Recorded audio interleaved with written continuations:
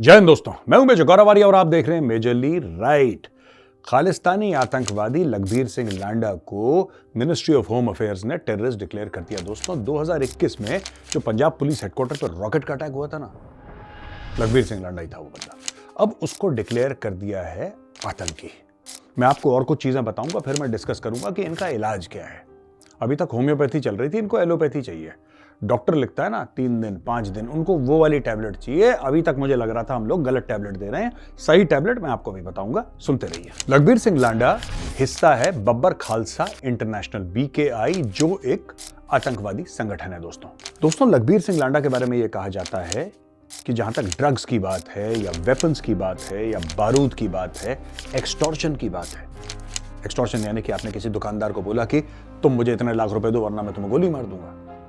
कोई प्लॉट का सेल हुआ, कोई जमीन के टुकड़े की सेल हुई तो आपने उसमें से पैसा ले लिया। तो ये सब जो चोरी के, डकैती के, स्मगलिंग के काम है, तो लखबीर सिंह लांडा जो है वो भी एक चोर, डकैत, खालिस्तानी, तीनों का एक ही मतलब होता है दोस्तों। आप चोर कह लो, डकैत कह लो, स्मगलर कह लो, क्रिमिनल कह लो, खालिस्तानी कह लो, ये सब एक दूसरे के पर्यायवाची हैं। तो लखबीर सिंह लांडा भी ऐसी ही प्रवृत्ति का एक इंसान है। इंसान कहते मुझे बुरा लग रहा है, लेकिन अब है तो इंसान। 2 हाथ 2 पैर हैं तो इंसान ही कहना पड़ेगा उसको।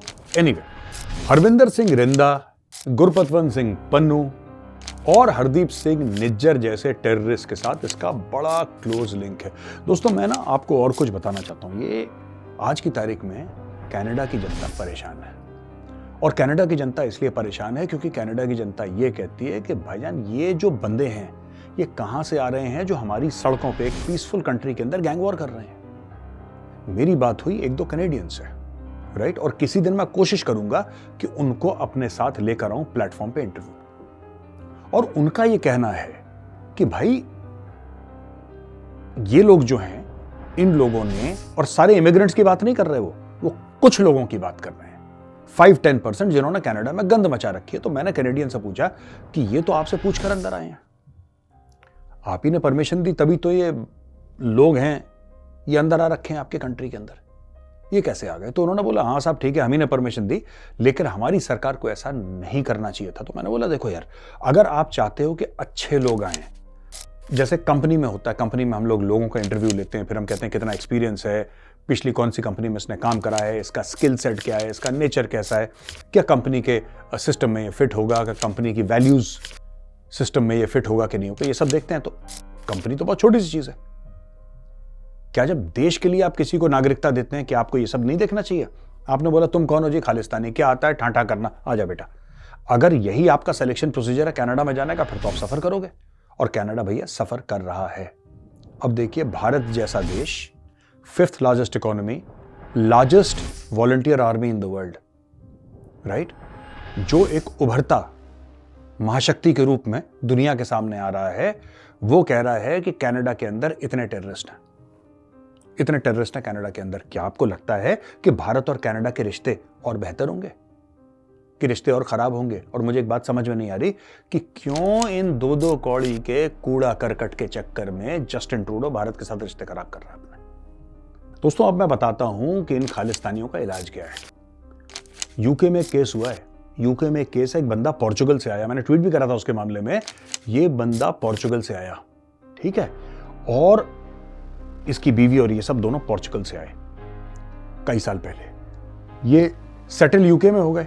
अब यूके में सेटल होने के बाद क्या हुआ है कि इनका बेटा हुआ, बेटा यूके में पैदा हुआ, जाहिर सी बात है यूके में पैदा हुआ, उसको यूके की नागरिकता मिल गई, यूके का पासपोर्ट, सब कुछ। तो वो एक ब्रिटिश नागरिक की तरह बचपन से, क्योंकि पैदा यूके की जमीन पे हुआ, राइट। उसने करा जुर्म और उसको हो गई सजा। अब उस सजा के चलते ब्रिटिश गवर्नमेंट ये कह रही है कि हमें इससे कोई फर्क नहीं पड़ता भाई, कि तुम यहां पे पैदा हुए, चांद पे पैदा हुए हो, वापस जाओ पोर्चुगल। एक ऐसे बंदे को ब्रिटिश गवर्नमेंट पोर्चुगल भेज रही है जिस बंदे ने जीवन में कभी पोर्चुगल देखा नहीं, वो कभी ब्रिटेन से बाहर ही नहीं गया। वो ऐसी 28-30 साल का लड़का है या आदमी है, वो कभी यूके से बाहर गया ही नहीं अपने जीवन में, और यहां तक सख्ती आ रही है ऐसे ये कूड़ा करकट जो खालिस्तानी है ना, इनकी वजह से। तो मुझे ऐसा लगता है दोस्तों ये बहुत बड़ा, वो ठीक है किस कानून के तहत ये करा गया। इस कानून के तहत ईयू के साथ एक डील थी, जो ईयू की मेंबर कंट्रीज हैं उनके साथ एक डील थी जो रेटिफाई हुई, उसके बाद ये बोला गया कि ठीक है हम ऐसा कर सकते हैं। वो एक खास खाके में एक खास फॉर्मेट में ये काम करा गया, ये जो पोर्चुगल वाला।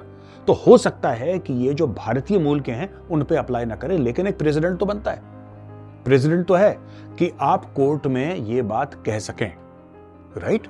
और हमें एक और चीज करनी चाहिए, जो भी वहां पे भारतवासी हैं, जो खालिस्तानियों से, खालिस्तानी सभी परेशान हैं, जो भी भारतवासी हैं, मैं बता रहा हूं, आप लोगों का देखिए, आप लोगों का रसूख बहुत है वहां पे, आपकी पहुंच बहुत है। आप लोग एक काम करिए कि आप अपने लॉ मेकर से, यूके में, मैं यूके की बात कर रहा हूं अभी, ये तो लांडा तो कनाडा में डिक्लेयर हुआ है ना, आप यूके में अपनी सरकार से बात करिए और बोलिए कि जो भी यहां पे कानून तोड़ेगा, जो भी गलत काम करेगा, उसको वापस उसके देश भेज देना चाहिए जहां से वो ओरिजिनली आया है। आप वो जो पोर्चुगीज बंदा है, आप उसका केस लीजिए and then you apply pressure on the government and on the courts to build up public opinion and see how it goes in terms of sending them back. ये बहुत जरूरी है दोस्तों, to build up public pressure and then see how it goes. आप कदम तो उठाइए, आप कदम उठाइए, ये खालिस्तानी हैं, इन्होंने ये कराई, ये कराई, ये कराई, because they are up to no good.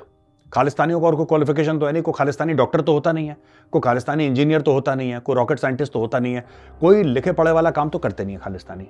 ठीक है, अंगूठा टेक है, सबके सब पिंड से आ गए, यहां पे झूठ बोल के, यहां पे अपना सर्टिफिकेट बनवा के, अपना पासपोर्ट जो भी है वहां पे, ठीक है ना।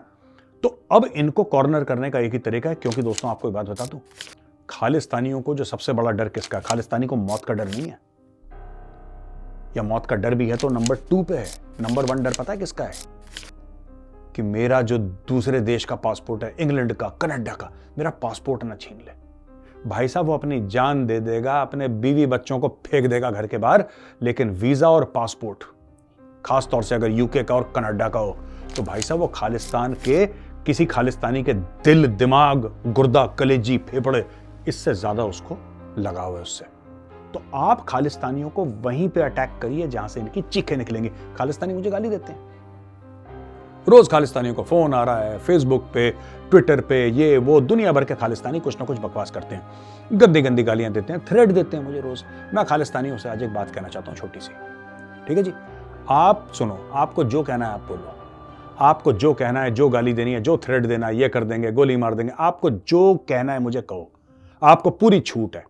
और मेरी तरफ से मैं कभी आपको गाली नहीं दूंगा, मैं खानदानी बंदा हूं यार, तुम लोगों का पता ही नहीं।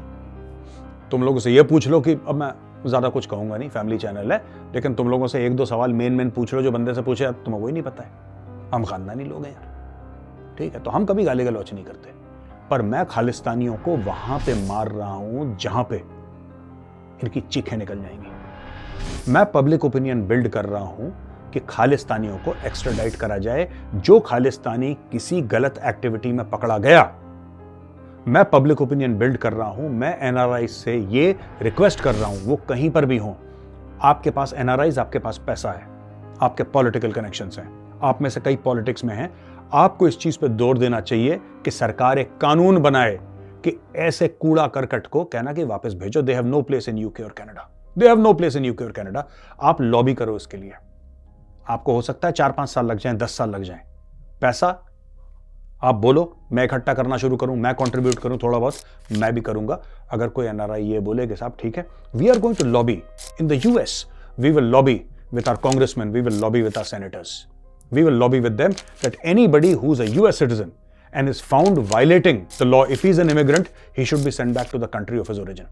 भेजो उसको, ये सारे के सारे खालिस्तानियों को वापस भेजो। दिल्ली एयरपोर्ट पे लैंड करेंगे, उनका स्वागत करने के लिए वहां पे होगा मेजर गौरव आर्या, ठीक है जी।